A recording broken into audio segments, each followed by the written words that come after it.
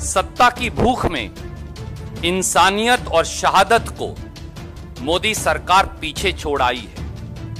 इसलिए 14 फरवरी से 7 दिन तक शहीदों के सम्मान में मौन रहकर हम यथार्थ तथ्य देश के समक्ष रखने को आज मजबूर हैं। 17 फरवरी को असम की एक रैली में अमित शाह जी ने पुलवामा हमले पर राजनीति करते हुए कहा कि उनके बलिदान व्यर्थ नहीं जाएंगे क्योंकि केंद्र में कांग्रेस नहीं मोदी जी का शासन है।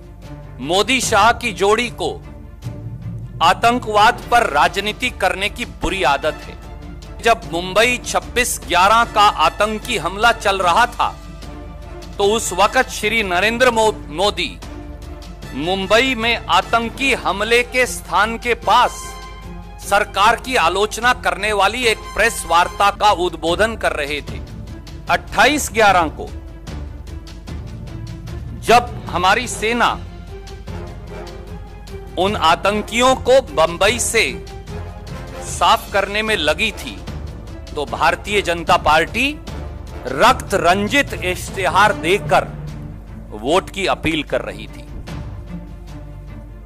शहीदों और शहादत के अपमान का जो उदाहरण श्री नरेंद्र मोदी ने पुलवामा हमले के बाद पेश किया, ऐसा कोई उदाहरण पूरी दुनिया में नहीं। जब पूरा देश गुरुवार को 14 फरवरी 2019 को पुलवामा में 3:10 पर आतंकी हमला होता है जिसमें हमारे 40 जवान शहीद हो जाते हैं, पूरा देश उस सदमे से जूझ रहा था और देश के प्रधानमंत्री श्री नरेंद्र मोदी रामनगर नैनीताल के अंदर कॉर्बेट नेशनल पार्क में फिल्म की शूटिंग कर रहे थे।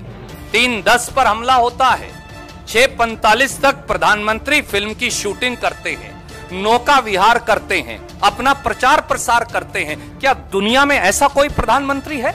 पुलवामा आतंकी हमले के बाद प्रधानमंत्री नरेंद्र मोदी जी ने राष्ट्रीय शोक की घोषणा नहीं की। अलग अलग लोगों की मांग के बावजूद और यहां तक कि 16 फरवरी 2019 को शहीदों के ताबूत, उनके कफन दिल्ली एयरपोर्ट पर थे, पर प्रधानमंत्री जी 1 घंटा लेट पहुंचे झांसी से क्योंकि वहां राजनीति करने में व्यस्त थे।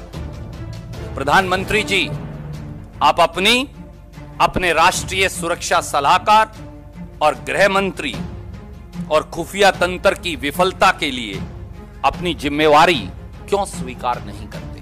स्थानीय आतंकियों को सैकड़ों किलोग्राम RDX, M4 कार्बाइन और रॉकेट लॉन्चर कैसे मिले?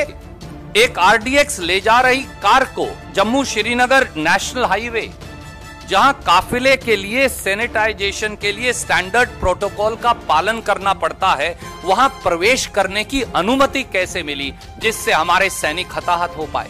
मोदी सरकार ने पुलवामा हमले से 48 घंटे पहले उग्रवादी संगठन जैशे मोहम्मद के धमकी भरे वीडियो को नजरअंदाज कैसे कर दिया? सरकार ने आतंकियों द्वारा IED के दुरुपयोग और सैनिटाइजेशन के बारे में 8 फरवरी 2019 की जम्मू कश्मीर की पुलिस के इस पत्र को, जिसकी प्रतिलिपि मैं आपको दे रहा हूं, इसे नजरअंदाज क्यों किया जिससे शायद हमारे जवानों की जिंदगी बच सकती थी? मोदी सरकार और गृह मंत्रालय द्वारा हवाई मार्ग से सेना की आवाजाही करने के CRPF एवं BSF के निवेदन को क्यों ठुकराया गया? इन सवालों का जवाब तो आपको देना पड़ेगा। और सबसे बड़ा सवाल यह है कि आपके पार्टी अध्यक्ष का, आपके मंत्रियों का और आपके केंद्रीय कार्यकारिणी का इस प्रकार के शर्मनाक आचरण का आपके पास क्या जवाब है?